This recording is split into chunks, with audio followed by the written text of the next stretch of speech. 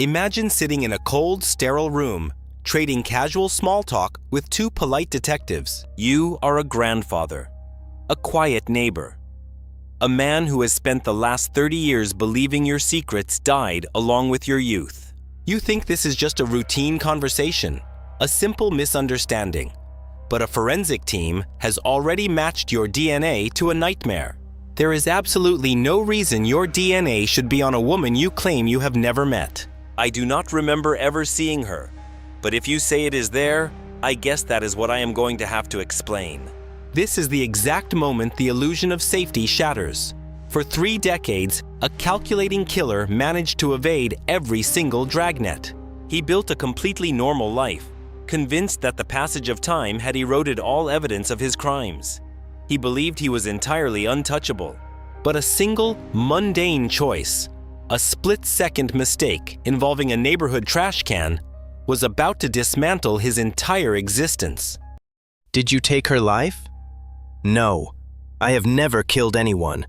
I am a peaceful man. Look at my record. I am not a monster.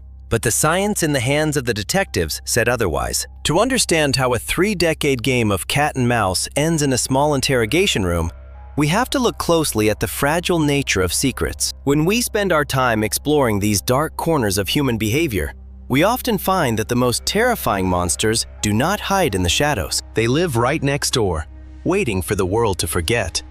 But the past never truly dies. It simply waits for technology to catch up. And on a damp morning in the early 1990s, the countdown for an unsuspecting community officially began. It was exactly 9:30 a.m. when a local resident was walking past a quiet street corner near a gas station. The morning routine seemed completely normal until something unusual in the tall grass caught his eye. It was a shape that did not belong. Walking closer, his chest tightened as the horrifying reality came into focus. Lying perfectly still on the ground was the body of a young woman. The scene was not chaotic. It was terrifyingly deliberate. She was positioned perfectly straight, her legs aligned together and her arms resting neatly at her sides, as if she had been carefully arranged by someone who wanted her found exactly like this. Terrified, the witness ran directly to the nearest house to scream for help, triggering an emergency response that would pull back the curtain on a serial predator. When investigators arrived, they confirmed the worst. The victim was young, her life violently stolen. The detectives meticulously gathered every microscopic shred of evidence left behind, harvesting a pristine sample of the killer's genetic profile. In 1991, they believed this would be the key to solving the case within days. They had the physical proof. They had the signature. They had the absolute certainty of science. But they were missing one crucial element, an element that would allow a killer to walk free, unnoticed, for the next 30 years. The pristine genetic sequence harvested from the body of 30-year-old Alma Lake should have triggered an immediate arrest. In a perfect world, a biological fingerprint is a direct line to a pair of handcuffs. But in 1991, the world of forensic science was a fragmented analog landscape. The national DNA databases we take for granted today did not exist. For a piece of genetic evidence to find a match, investigators already needed a specific suspect in custody to compare it against. They needed a name, they needed a face, they needed a reason to draw blood from a specific individual. Without that human starting point, the killer's DNA profile was nothing more than an abstract code, a message written in a language that computers could store but could not yet translate. Detectives launched a massive ground investigation, knocking on every door within a 3-mile radius of that desolate roadside near the Shell gas station. They interviewed gas station attendants, overnight truck drivers, and local residents who lived along the transit corridor. They searched for a vehicle that didn't belong, a strange face, or an individual showing sudden, inexplicable scratches or behavioral shifts. But the community remained silent. No one had seen anything unusual in the pre-dawn darkness. The killer had arrived like a ghost, left his horrific, highly structured signature in the grass, and dissolved back into the grid. Weeks turned into months, and months turned into years. The file on Alma Lake grew cold, gathering dust in a metal filing cabinet. Her family was left to suffer in the quiet agony of the unanswered. The community slowly began to let its guard down, assuming that whatever darkness had visited their streets in the summer of 1991 had traveled far away. They convinced themselves that it was an isolated tragedy, a horrific anomaly that would never repeat itself. But criminal psychologists know a terrifying truth about predators who leave highly specific signatures. They rarely stop on their own. The act of arranging a victim's body, the meticulous, rigid posture of the limbs, indicates a deeply ingrained psychological compulsion. It is a ritual, and rituals demand repetition. 5 years passed. The year was now 1996. The memory of the 1991 roadside discovery had faded into local lore, but then, on another ordinary morning, the illusion of safety was shattered for a second time. A passing motorist pulled over to the side of a highway miles away from the original crime scene. As he stepped out of his car, he glanced toward the ditch. There, lying in the tall weeds, was another young woman. When the call reached the police department, a wave of familiar dread washed over the veteran investigators. They rushed to the scene, praying that this was an unrelated incident, a different tragedy altogether. But the moment they looked down at the victim, their blood ran cold. The woman was identified as Michelle Dawson. Her life had been taken in the exact same brutal manner as Alma Lake, but it was not just the cause of death that sent a shockwave through the department, it was the presentation. Michelle Dawson was lying perfectly straight. Her legs were pressed tightly together, her arms were rested neatly at her sides. It was an identical human mirror of the 1991 crime scene. The killer had returned, or worse, he had never actually left. Forensic teams worked with an urgent, desperate focus, collecting DNA from Michelle's body. They ran the profile, hoping against hope that this time, the modernizing systems of the late 1990s would produce a hit. The results confirmed a terrifying reality. The DNA from Alma Lake and the DNA from Michelle Dawson belonged to the exact same man. The department was officially dealing with an active serial killer, a predator who was using the highway systems as his hunting grounds and leaving a deliberate, chilling signature across the region. The discovery caused a media frenzy. Parents kept their children indoors, women avoided traveling alone at night, and truck stops became hotbeds of suspicion. Every truck driver passing through the state was viewed through a lens of fear. Detectives set up task forces, coordinated with federal agencies, and re-examined every unsolved assault across state lines. They had his genetic code from 2 separate timelines. They knew his exact physical patterns. They knew how he operated, how he hunted, and how he left his victims. Yet despite having 2 distinct biological blueprints of the monster, the investigation hit the exact same impenetrable brick wall. The killer's DNA was simply not in any law enforcement database. He had no major felony convictions that required a genetic swab. He was walking past police officers, buying groceries, and looking at the newspaper headlines about his own crimes, completely insulated by his lack of a criminal record.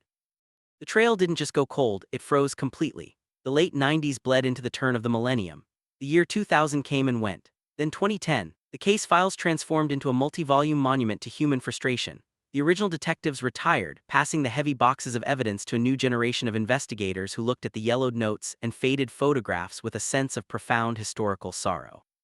How does a man commit such highly specific, monstrous acts and then simply vanish into the fabric of regular society? Did he die? Was he serving time in another country, or was he sitting at a kitchen table somewhere, laughing at the fact that he had beaten the system? If you have ever felt the sheer frustration of watching justice delayed, take a moment to hit that subscribe button and join us here at Time with X, where we ensure these forgotten stories are never completely lost to time. Let us know in the comments below, do you believe a human being can truly live a normal, peaceful life after committing such atrocities, or does the guilt slowly rot them from the inside out? For 30 long years, this invisible predator enjoyed his freedom. He aged, he grew gray hair. He likely watched his children or grandchildren grow up, celebrating birthdays, holidays, and milestones that were permanently stolen from Alma Lake and Michelle Dawson. He believed he had won. He believed that after 3 decades, the statute of limitations on human memory had expired, and that science had given up on him. But he completely misunderstood the relentless nature of genetic inheritance. He didn't realize that even if he never left his own DNA in a police system, his relatives did. And a single branch of an ordinary family tree was about to become his ultimate undoing. By the late 2010s, a quiet revolution was taking place inside the world of forensic genealogy. Scientists had realized that they no longer needed a direct match in a criminal database to identify a suspect. Instead, they could utilize the massive public databases generated by everyday citizens looking for their long-lost relatives or exploring their family ancestry. When people voluntarily submit their saliva to commercial ancestry websites, they aren't just uploading their own genetic data. they are uploading a portion of their entire family tree. In 2022, a specialized cold case unit took the decades-old DNA profile from the Alma Lake and Michelle Dawson homicides and uploaded it into a national forensic database designed to look for partial familial matches. They weren't looking for the killer himself anymore. They were looking for his cousins, his siblings, his aunts, or his uncles. They were looking for a genetic anchor. The computer ran millions of comparisons, filtering through a vast sea of human data. Then, a signal flickered on the screen. It wasn't a direct hit, but it was a powerful genetic proximity alert. The system had located a group of individuals whose DNA shared a massive, unmistakable percentage of markers with the unidentified serial killer. They had found his biological relatives. A veteran forensic genealogist immediately went to work, treating the genetic data like a roadmap. They mapped out marriages, births, obituaries, and public records, tracing the family lineage backward through time and then forward again, branch by branch. They were building a massive human funnel. The family tree was huge, spanning dozens of individuals across multiple states. But as they applied the filters of geography, age, and gender, the branches began to fall away. The killer had to be a male. He had to be of a certain age to have committed a murder in 1991, and he had to have been physically present in the region during the early 1990s. The funnel narrowed, dozens of names were crossed off, entire family lines were eliminated, until finally at the very bottom of the chart a single name remained standing entirely alone: Robert Edwards. He was now 68 years old. He was living a quiet, unassuming life in an ordinary neighborhood. Public records showed he had spent years working as a commercial truck driver, a profession that perfectly explained his mobility and his access to the highway transit corridors where the bodies had been discarded. To his neighbors, he was just a regular guy, a pleasant older man who kept his lawn maintained and kept to himself. No one looking at him would ever suspect that he had spent 30 years carrying the weight of 2 horrific cold cases on his shoulders. But for the police, a name on a piece of paper was not enough to make an arrest. A familial DNA match is an investigative lead, a highly sophisticated arrow pointing at a target, but it is not definitive proof that can be presented to a jury. If prosecutors walked into a courtroom with nothing more than a statistical probability based on his third cousin's ancestry test, a defense attorney would tear the case to shreds. Investigators needed Robert Edwards' actual, direct physical DNA, and they had to get it without him realizing they were looking at him. If they walked up to his front door and asked him for a voluntary cheek swab, the mask would instantly go up. He could flee, he could destroy evidence, or he could hire a lawyer and refuse to cooperate, locking the case in legal limbo for years. They had to go undercover. They had to launch a secret surveillance operation against a 68-year-old grandfather. A team of plainclothes detectives was deployed to Robert's neighborhood. They sat in unmarked vehicles, blending into the background of the quiet street, tracking his everyday movements. They watched him walk out to get his mail. They watched him run errands. They monitored his routine, waiting for the one thing every human being inevitably does: abandon their genetic material. Every time we drink from a cup, smoke a cigarette, or blow our nose, we leave behind an immutable signature of our identity. The detectives were waiting for Robert to drop a coffee cup in a public trash bin or leave a fork behind at a restaurant. For days, the stakeout yielded nothing. Robert was cautious, or perhaps just a creature of habit who returned directly home after every errand. The detectives sat in their vehicles, the tension inside the unmarked cars growing with each passing hour. They were staring at the man they believed was a serial killer, a man who had evaded them for 30 years, yet they were entirely powerless to touch him until he made a tactical error. But then the routine shifted. It was garbage collection day in the neighborhood. Through the windshield of the surveillance vehicle, detectives watched as the front door of Robert's house opened. The 68-year-old man stepped out into the morning air, pulling a large, standard plastic trash can down his driveway. He wheeled it to the curb, aligning it perfectly with the edge of the asphalt so the mechanical arm of the garbage truck could pick it up later that morning. He patted the lid down, turned around, and walked back up his driveway, closing his front door behind him. The detectives watched the trash can sitting on the curb. Under the law, once an item is discarded on a public street for garbage collection, it is legally considered abandoned property. It no longer belongs to the homeowner, it is public domain. The investigators knew they had a very narrow window of time. The roar of the actual neighborhood garbage truck could be heard a few streets over, its engine revving as it emptied bins down the block.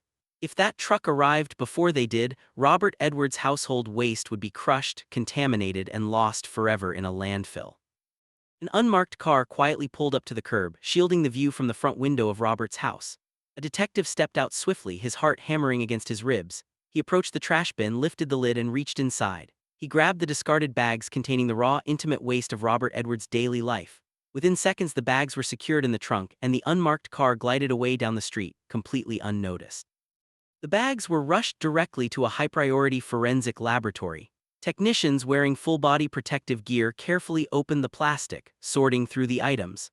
They were looking for anything that had direct contact with Robert's mouth or skin. They extracted a pristine biological sample from the discarded items and loaded it into the extraction machines. The laboratory went completely silent as the computerized analysis began. The machine compared the DNA found in the trash can with the 30-year-old DNA profile preserved from the bodies of Alma Lake and Michelle Dawson. The comparison lines began to overlay on the digital monitor. Marker after marker, sequence after sequence aligned with absolute, inescapable precision. It wasn't a partial match. It wasn't a familial probability. The DNA from the neighborhood trash can belong to the exact same man who had left two young women dead on the side of the road in the 1990s. The forensic trap was officially set. But detectives didn't roll out the SWAT team. They didn't storm his house with sirens blaring. Instead, they decided to play a much more dangerous, highly psychological game. They called Robert on the phone and politely asked him if he would be willing to come down to the station for a casual, routine conversation. And because he believed he had gotten away with it for 30 years, he smiled, put on his jacket, and walked right into the lion's den. When Robert Edwards stepped into the interrogation room, he did not look like a man who was carrying a 3-decade burden of violence. He didn't sweat, his hands didn't shake, and his voice remained calm, steady, and remarkably affable. He presented himself as a cooperative, grandfatherly figure, a retired truck driver who was simply doing his civic duty by answering a few mundane questions for local law enforcement. The room was small, lit by flat, overhead fluorescent lights with a simple wooden table and a couple of basic chairs. It was an environment designed to strip away distractions, forcing a suspect to focus entirely on the words of the investigators sitting across from him. The detectives began the interview with an incredibly deliberate tactical strategy. They acted completely friendly. They didn't accuse him of anything. They didn't mention Alma Lake, they didn't mention Michelle Dawson, they didn't even mention that they had stolen his garbage a few days prior. Instead, they treated him like an old acquaintance, asking him about his life, his career, his health, and his history in the area. They wanted him to feel entirely comfortable. They wanted him to believe that he was in control of the narrative because an overconfident suspect is a suspect who talks. Robert leaned back in his chair, completely relaxed. He began to paint a picture of his past, speaking openly about his struggles and his triumphs. He admitted that back in the late 80s and early 90s, his life had been chaotic. He had struggled with severe drug addiction. He had lived a rough life on the road, running with a tough crowd, drifting through different social circles, and engaging in things he wasn't proud of. But then, he looked the detectives straight in the eye and delivered a powerful narrative of personal redemption. He claimed that in 2011 he had completely cleaned up his act. He had walked away from the drugs, walked away from the chaos, and dedicated his life to being a peaceful, law-abiding citizen. He described himself using a phrase that sent a chill through the investigators' spines, considering what they knew about his genetic profile. He looked at them and said he was just a super cool dude who got along with everyone. He claimed he didn't have a violent bone in his body. He was a lover, not a fighter. He was a family man now, someone who looked out for others and kept the peace wherever he went. The detectives nodded along, validating his self-image, smiling at his jokes, and encouraging him to keep detailing his history. This is what behavioral psychologists call locking in the baseline alibi. Before you confront a killer with the evidence of their crimes, you must first allow them to state, on the record, exactly who they claim to be. You let them establish their timeline, their geography, and their personal philosophy. Robert was gladly walking into the trap, completely reinforcing the idea that he was a gentle, cooperative, clean old man who had never hurt a fly. If you are enjoying the psychological breakdown of this high-stakes chess match, make sure to give this video a like. It tells the algorithm that deep, forensic storytelling deserves a wider audience. With the baseline firmly established, the lead detective subtly shifted the steering wheel of the conversation. The transition was so smooth that Robert didn't even notice the temperature in the room beginning to drop. The detective pulled out a couple of old, grainy photographs from a folder and laid them gently on the wooden table, sliding them across the surface toward the 68-year-old man. The photographs were of Alma Lake and Michelle Dawson.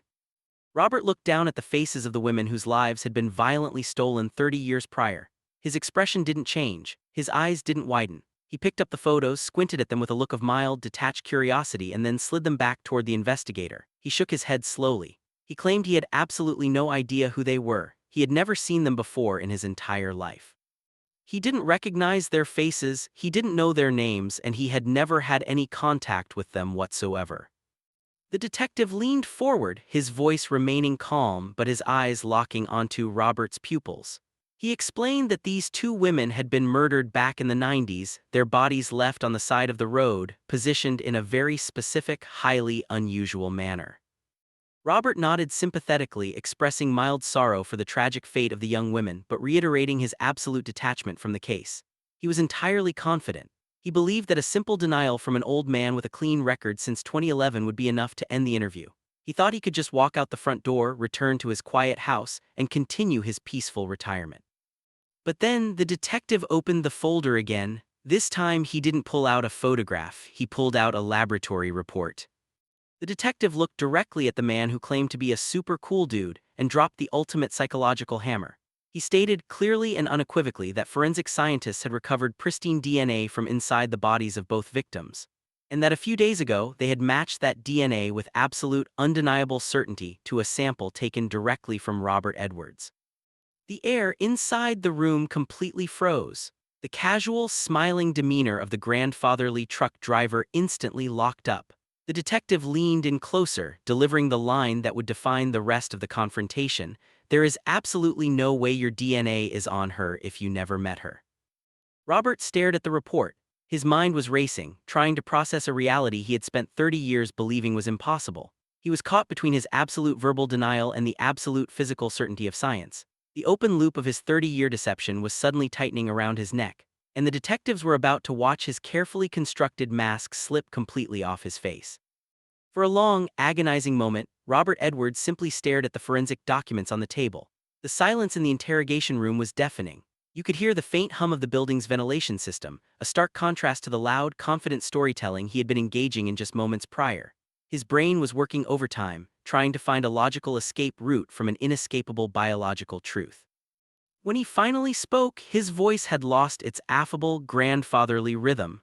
It was lower, more defensive, and heavily strained. He stuttered slightly, his hands gripping the edge of the table as he attempted to pivot his entire defense strategy in real time. "I don't remember seeing her," he muttered, his eyes darting away from the detective's intense gaze. "But if you say my DNA is there, I guess that is what I am going to have to explain.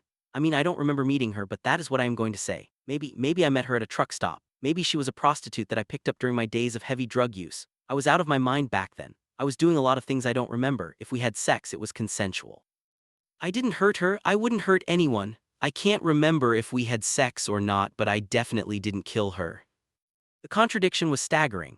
Minutes earlier, he had stated with absolute, unyielding certainty that he had never seen these women before in his life. Now, faced with the unyielding reality of his own genetic code, his memory suddenly became fluid. He was attempting to construct a convenient retroactive alibi, claiming that a drug-induced fog had erased a consensual sexual encounter, but left his peaceful nature entirely intact. He was trying to convince the detectives that he could be a customer, but he could never be a monster. But the investigators were entirely prepared for this exact shift. They knew that a serial predator will always try to hide behind the excuse of a consensual encounter gone wrong or a forgotten drug-fueled night. They knew his history far better than he realized. They hadn't just looked at his genetic code, they had dug deep into his past, unearthing records that he believed were buried forever under the weight of 3 decades. The detective pulled out a third file. He looked at Robert and introduced a name that completely shattered the killer's remaining composure: Carmen Skipper. The year was 1992, right in the middle of the timeline between the murders of Alma Lake and Michelle Dawson. Robert Edwards had been arrested after a young woman named Carmen Skipper managed to escape from his vehicle, running for her life after a brutal, prolonged assault. At the time, due to systemic failures, jurisdictional boundaries, and the lack of connected forensic technology, the assault had been treated as an isolated, localized incident. Robert had served a minimal amount of time, the full significance of his actions entirely lost on the judicial system of the era. But now, in 2022, Carmen Skipper's testimony was the key that unlocked the true nature of the man sitting in the interrogation room. The detective began to read directly from the historical assault reports, detailing the sheer unmitigated violence that Robert Edwards had inflicted on Carmen. He hadn't just argued with her, he had trapped her. He had beaten her with a level of cruelty that indicated a profound hatred and a desire for total domination. He had choked her, restricted her movement, and left her terrified for her absolute survival before she miraculously found a way to break free from his grasp. The description of his past actions completely demolished the super cool dude persona he had tried to sell to the investigators. It proved, on the record, that he possessed an immense capacity for sadism and extreme physical violence against women during the exact years the cold case murders were being committed. The narrative engine of his defense was falling apart piece by piece. Robert sat frozen as the details of his past crimes were read aloud in the quiet room. His face flushed and his breathing became shallow. He tried to interrupt, claiming that the past assault was a completely different situation, a misunderstanding that had been blown out of proportion, and that it had nothing to do with the two dead women in the photographs. He kept repeating that he was a peaceful man now that he had changed, and that the science was somehow misrepresenting his true character. But the detectives were entirely done with his excuses. They shifted their strategy from polite questioning to aggressive, systematic confrontation. They pointed out the terrifying signature left at the crime scenes, the straight legs, the neatly arranged arms. They contrasted that rigid clinical presentation with the chaotic, violent history of his real life on the road. They showed him that his entire existence was a lie, a carefully managed illusion designed to protect a predator from the consequences of his actions. The psychological pressure inside the room was reaching a critical boiling point. Robert was cornered, trapped between his own past violence and the undeniable physical evidence of his trash can mistake. He was running out of words, running out of alibis, and running out of time. But he had one final, desperate card left to play. He was about to offer a specific geographical alibi, claiming he was hundreds of miles away when the murders took place, a claim that he believed would completely absolve him. But he had no idea that the detectives had already obtained his historical employment logs, and his final line of defense was about to become his literal confession. Sensing that his back was completely against the wall, Robert Edwards attempted his final, most desperate retreat. He leaned forward, tapping his finger on the table, trying to project a sense of structural certainty. He claimed that during the early 90s, he wasn't even operating his truck inside the state during those specific months. He asserted that he was working long-haul routes down south, thousands of miles away from the roadside locations where Alma Lake and Michelle Dawson were discovered. He told the detectives to check the travel records, confident that the passage of 30 years would make it impossible for them to verify his exact daily coordinates from 1991. But the detectives didn't have to guess, they had already done their homework. The investigator reached into his folder one last time and pulled out a stack of yellowed, archived documents. They were the official commercial driver logs and employment records from the trucking company Robert had worked for during the 90s. The detectives didn't just have his general travel history, they had his exact timestamps, his delivery routes, and his fuel receipts. The detective laid the logs directly over the photographs of the victims. He pointed to the exact dates of the murders. The records showed with absolute clarity that Robert Edwards was not down south. He was right here. His truck route had taken him directly past the exact highway corridors, past that specific Shell gas station, on the very nights that Alma and Michelle disappeared. His own physical footprint, documented by his employer 30 years prior, placed him at the epicenter of the nightmare. The absolute certainty of his final alibi vanished into thin air. Robert looked at the logs, his mouth opening slightly, but no sound came out. Every single line of defense he had constructed, his denial of knowing the women, his claim of a gentle nature, his excuse of a drug-induced memory loss, and his geographical alibi, had been systematically pulverized by a combination of modern DNA science and old-fashioned paperwork. He was completely naked before the law. The psychological weight of his 30-year deception finally broke him. The confident, talkative old man disappeared, replaced by a defeated, silent individual who realized his run of freedom had officially come to an end. He looked at the detectives, his demeanor turning cold and resentful. "I think I'm going to talk to a lawyer," he whispered, his voice flat, "because this thing, I have the wrong person." With Robert having explicitly requested legal counsel, detectives were legally required to terminate the interview immediately. The recording devices were turned off. The chess match was over. The trap had successfully snapped shut. Robert Edwards was placed in handcuffs, his hands secured behind his back as he was led out of the small interrogation room where his entire life had just been dismantled. But the horror of the story wasn't quite finished. As deputies placed Robert into the back of a police cruiser to transport him to the Franklin County Jail, the silence of the vehicle was broken by a chilling, unsolicited remark from the back seat. Robert looked toward the transporting detective, his expression entirely devoid of his previous panic. He stated that he had been waiting a long time for this moment, and then he calmly thanked the detective for coming to get him. It was a haunting, final admission that he had spent every single day of those 30 years looking over his shoulder, knowing that the ghosts of his past were eventually going to catch up to him. He had lived 3 decades in the comfort of freedom, but he had never truly escaped the prison of his own mind. On July 14, 2023, the long march toward justice finally reached its destination. Robert Edwards was officially convicted of the murders of Alma Lake and Michelle Dawson. The judge sentenced the 68-year-old man to life in prison without the possibility of parole, ensuring that he would spend the remainder of his days behind the very bars he had spent a lifetime evading. The families of Alma and Michelle finally received the structural closure they had been denied for over a generation. The empty spaces at their holiday tables could never be filled, but the lingering ghost of the unknown monster had been permanently exorcised from their lives. A 30-year cold case was solved, not by a sudden flash of luck, but by the relentless progression of human science and the inescapable reality that we always leave a part of ourselves behind.